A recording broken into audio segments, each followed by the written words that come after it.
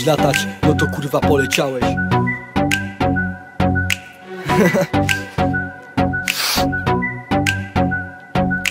Chciałeś latać, no to kurwa poleciałeś. Wróćmy do czasu, gdy pierwszy raz wiewałeś. Było tak pięknie, no i zajebisty balet. Piękne panie, wcześniej jakoś wolałeś tylko trawę, pierdoliłeś tą całą szybką zabawę, tą chorą fazę.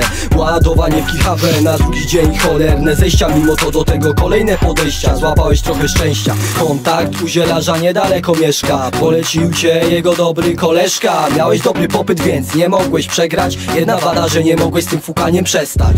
Chciałeś lecieć, poleciałeś jak Ikar. Zagubiły cię pytania, czy posypać. Chore towarzystwo nie da rady oddychać. Mogłeś uważać, jak odezwała się pycha. Chciałeś lecieć, poleciałeś jak Ikar. Zagubiły cię pytania, czy posypać. Chore towarzystwo nie da rady oddychać. Mogłeś uważać, jak odezwała się pycha. Na początku może żeś trochę kaleczał, potem twój asortyment bardzo szybko leciał.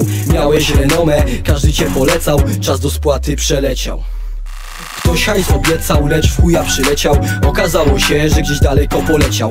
Ładowałeś tyle, że każdy by odleciał. Zdawałeś sobie sprawę, że trochę przejebane. Mija drugi miesiąc, już nie ma wyjścia, musisz. Zaczynasz się ukrywać, oni chcą cię dusić. Nie udało się, a wiesz, że nie zawrócisz. Każdy swoich pseudo kupisz, szybko się wykruszył. Jak się złukałeś z wszystkiego co miałeś, a gdy o pieniądze się upomniałeś, nagle zapomnieli, że na zeszyt im dawałeś. Słabo uważałeś, gdy otoczenie dobierałeś. Chciałeś lecieć, poleciałeś jak Ikar. Zagubiły cię pytania, czy posypać. Chore towarzystwo nie da rady oddychać. Mogłeś uważać, jak odezwała się pycha.